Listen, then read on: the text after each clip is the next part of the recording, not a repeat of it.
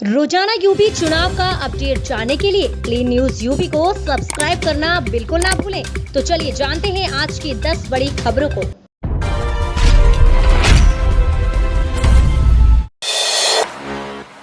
गोरखपुर से सीएम योगी आदित्यनाथ की हो जीत, जानिए ऐसा क्यों चाहते हैं राकेश टिकैत। गोरखपुर से सीएम योगी आदित्यनाथ को चुनाव जीतना चाहिए। किसी की भी सरकार बनने पर सभी बड़े नेताओं को चुनाव जीतना चाहिए, इससे सरकार अच्छी बनेगी और विपक्ष मजबूत होगा। किसान आंदोलन के बीच बड़े किसान नेता के तौर पर उभरे भारतीय किसान यूनियन के राष्ट्रीय प्रवक्ता राकेश टिकैत ने प्रयागराज में ये बात कही। टिकैत ने योगी आदित्यनाथ के गोरखपुर से चुनाव लड़ने के बारे में सवाल पूछने पर यह बात कही। उन्होंने कहा कि केंद्र में भी विपक्ष मजबूत होना चाहिए। प्रदेश में विधानसभा चुनाव में समर्थन के सवाल पर उन्होंने कहा कि किसी पार्टी का कोई विरोध नहीं है। सिसौली की पंचायत में कुछ नेता सिंबल लेकर आए हैं, कोई भी उनके पास आए सभी का स्वागत करेंगे। उन्होंने कहा कि प्रयागराज के किसानों को धान का न्यूनतम समर्थन मूल्य नहीं मिल रहा है, एमएसपी आचार संहिता के दायरे में नहीं है। किसानों के चिंतन शिविर में इस मुद्दे पर गंभीरता से चर्चा होगी। जिन राज्यों में चुनाव नहीं हो रहे वहां की सरकारों से समझौते की बाकी मुद्दों पर बात करेंगे। कहा कि यूपी में अब नई सरकार से बात होगी। टिकैत माघ मेले में 3 दिन के चिंतन शिविर में भाग लेने रविवार को प्रयागराज पहुंचे।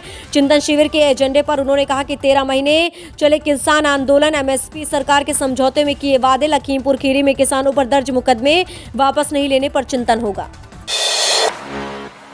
अपर्णा के बीजेपी में जाने के अटकलों के बीच शिवपाल यादव ने दी सलाह, राजनीति में एकदम से कुछ नहीं मिलता। भाजपा के जाने के अटकलों के बीच प्रगतिशील समाजवादी पार्टी के अध्यक्ष शिवपाल यादव ने परिवार की छोटी बहू अपर्णा यादव को सलाह दी कि वह सपा में ही रहें और काम करें, अभी उन्हें बहुत कुछ सीखना है। शिवपाल यादव ने मीडिया से बातचीत में ये बात कही। अपर्णा यादव के भाजपा में जाने संबंधी सोशल मीडिया पर वायरल हो रही चर्चाओं के बारे में पूछे जाने पर उन्होंने कहा कि वैसे इस बारे में वह जवाब दे सकती हैं, लेकिन हमसे राय मांगी जाएगी तो हम यही कहेंगे कि उन्हें सपा में रहकर काम करना चाहिए। उन्होंने कहा कि राजनीति में एकदम से कुछ नहीं मिलता, पार्टी में पहले उन्हें काम करना चाहिए और फिर फल मिलता है। आपको बताते चले कि अपर्णा यादव कई मौकों पर मुख्यमंत्री योगी आदित्यनाथ की तारीफ कर चुके हैं। शिवपाल ने कहा कि उन्होंने अखिलेश यादव को नेता मान लिया है और टिकट के लिए सब कुछ उन्हीं पर छोड़ दिया है। टिकट केवल जीत सकने वालों को दिया जाएगा। प्रसपा प्रमुख ने यह भी कहा कि भाजपा को पहले से पता था कि रैलियों पर रोक लगने वाली है, इसलिए उसने पहले रैलियां कर ली और वर्चुअल रैलियों की तैयारी भी कर ली। विकास की बात करने वाले अब 80 बनाम 20 पर आ गए हैं। अखिलेश ने भाजपा नफरत की राजनीति करने का आरोप। समाजवादी पार्टी के अध्यक्ष अखिलेश यादव ने भाजपा पर झूठ व नफरत की राजनीति करने का आरोप लगाते हुए कहा कि जनता को इनसे सावधान रहने की जरूरत है। उन्होंने सीएम योगी आदित्यनाथ पर तंज कसते हुए कहा कि जो मुख्यमंत्री पूरे कार्यकाल सबका साथ सबका विकास की बात करते थे वह अब 80 बनाम 20 पर आ गए हैं। इससे पता चलता है कि भाजपा को केवल बांटने व झगड़ा करने की राजनीति ही करनी है। अखिलेश यादव ने सपा मुखिया में प्रेस कॉन्फ्रेंस में कहा कि जनता के साथ मिलकर हम लोग जल्द ही डबल इंजन की सरकार को हटा देंगे। अच्छा हुआ भाजपा ने योगी को गोरखपुर का टिकट पकड़ा दिया, वरना हम लोग तो इनको लखनऊ से विदा करने ही वाले थे। अखिलेश यादव ने कहा कि योगी का दलित के साथ भोजन करना परपंच मात्र था। सपा मुखिया ने कहा कि भाजपा के लोग अब अपने हक में झूठे सर्वे दिखाएंगे। सपा कार्यकर्ताओं को इससे सावधान रहने की जरूरत है। जमीन सच्चाई यही है कि भाजपा वाले जनता के बीच पिट रहे हैं। कई मंत्रियों और विधायकों के सपा में आने से भाजपा वाले अब निराश हो रहे हैं और डैमेज कंट्रोल में लगे हैं। विधानसभा चुनाव को लेकर यूपी के ग्राम प्रधानों से सीएम योगी ने कही महत्वपूर्ण बात।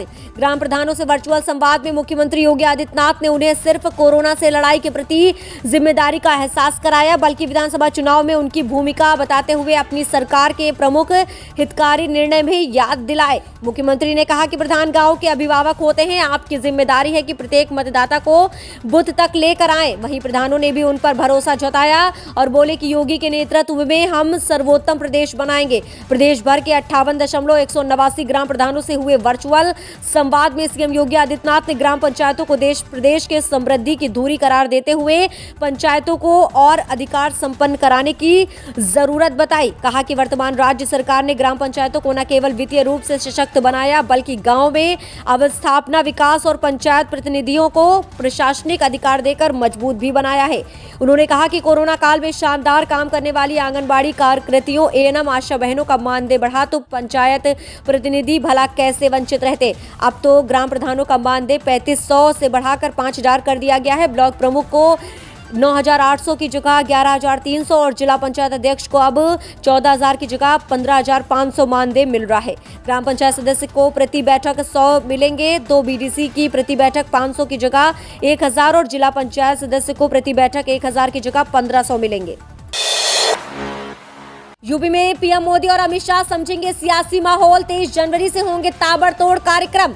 उत्तर प्रदेश में विधानसभा चुनाव के मद्देनजर राजनीतिक हलचल तेज हो गई है। प्रतिदिन नए सियासी समीकरण सामने आ रहे हैं। इसी कड़ी में पीएम नरेंद्र मोदी और भाजपा के वरिष्ठ नेता अमित शाह 23 जनवरी के बाद यूपी में ताबड़तोड़ कार्यक्रम करने वाले हैं। इस दौरान यूपी के प्रभारी धर्मेंद्र प्रधान समेत सभी शाह प्रभारी यूपी में रहेंगे। पीएम मोदी और शाह के इस यूपी दौरे के दौरान केंद्रीय नेतृत्व पश्चिमी यूपी से लेकर पूर्वांचल और बुंदेलखंड समेत सभी हिस्सों में चुनावी व्यूह रचना करेगा। सूत्रों ने बताया कि भाजपा के वरिष्ठ नेता अमित शाह राज्यों के सभी क्षेत्रों का दौरा करेंगे। भाजपा विधानसभा चुनाव में अपने किसी भी संसद सदस्य सांसद को उम्मीदवार के रूप में नहीं पेश करेगी और परिवार के सदस्य जो परिवार में एक से अधिक सदस्यों के लिए टिकट मांग रहे थे उन्हें ये मिलने की संभावना नहीं है। सूत्रों ने यह भी कहा है कि कई सांसद बच्चों के लिए टिकट चाहते हैं, लेकिन उन टिकटों का वितरण विशुद्ध रूप से योग्यता के आधार पर दिया जाएगा।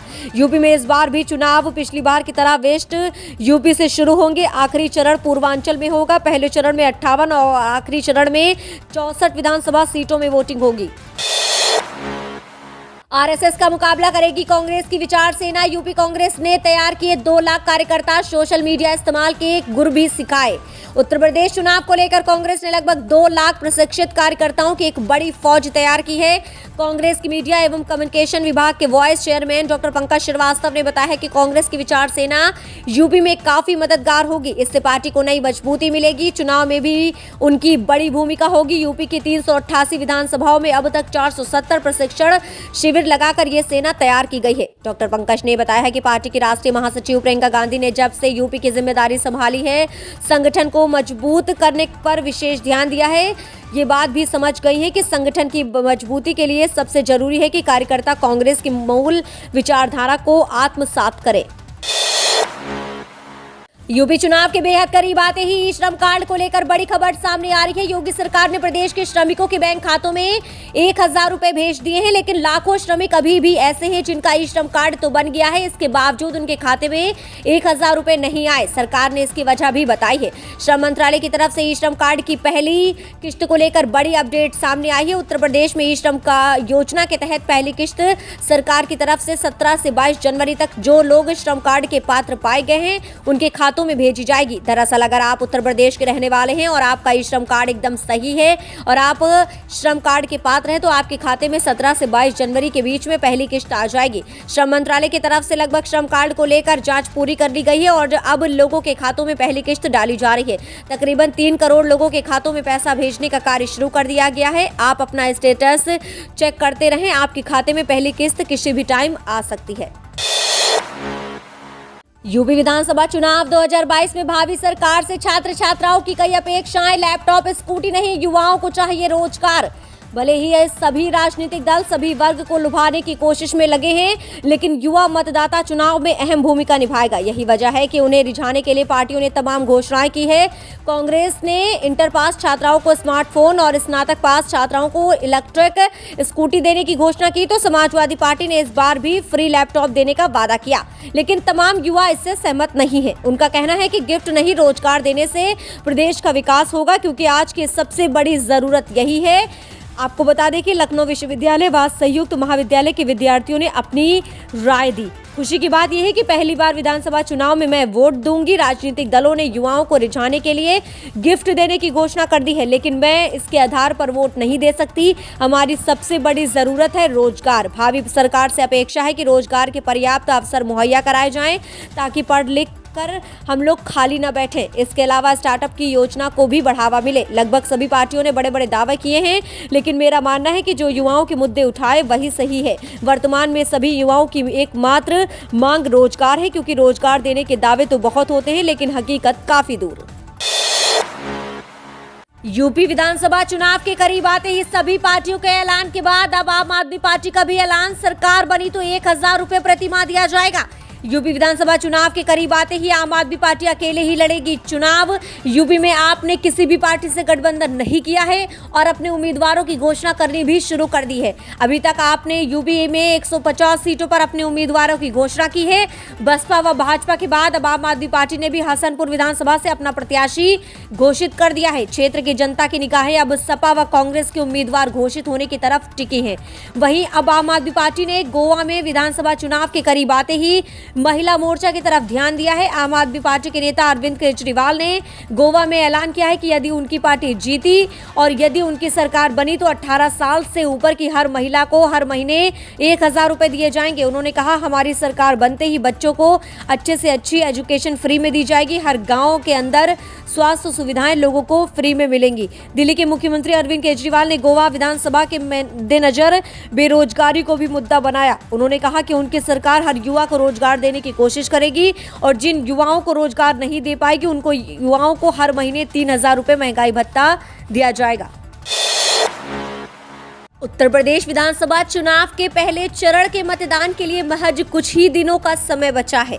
पहले चरण के नामांकन के साथ ही नेताओं के दल बदल का सिलसिला तेज हो गया है। इस बीच हमने जनता से कुछ हद तक जानने की कोशिश की है कि अब की बार कौन सी सरकार उभर कर सामने आ सकती है। आइए बात करते हैं उत्तर प्रदेश 2022 विधानसभा चुनाव के ओपिनियन पोल के बारे में। ये ओपिनियन पोल हमने जनता की राय के अनुसार बनाया है। चलिए बात कर लेते हैं सीटों की, किस पार्टी को कितनी सीटें मिल रही हैं। सबसे पहले बात करते हैं बीजेपी की। बीजेपी को यहाँ पर मिल रही है 144 से 152 विधानसभा सीटें बीजेपी के हिस्से में आ रही हैं। अब बात करते हैं समाजवादी पार्टी की। समाजवादी पार्टी के हिस्से में आ रही हैं 203 से 211 विधानसभा सीटें। कांग्रेस की बात करें, कांग्रेस के खाते में आ रही हैं 19 से 27 विधानसभा सीटें। चलते हैं बहुजन समाज पार्टी की ओर। बहुजन समाज पार्टी की बात करें तो बहुजन समाज पार्टी के हिस्से में आ रही हैं 12 से 20 विधानसभा सीटें। अन्य की बात करें तो अन्य को यहां पर मिल रही हैं 5 से 13 विधानसभा सीटें। इन आंकड़ों को देखने के बाद आपको क्या लग रहा है, हमें कमेंट के माध्यम से अपनी राय जरूर दें। आपके हिसाब से कौन सी सरकार पहले नंबर पर उभर कर सामने आ सकती है, हमें कमेंट के माध्यम से जरूर बताएं। आपकी राय हमारे लिए बेहद जरूरी है।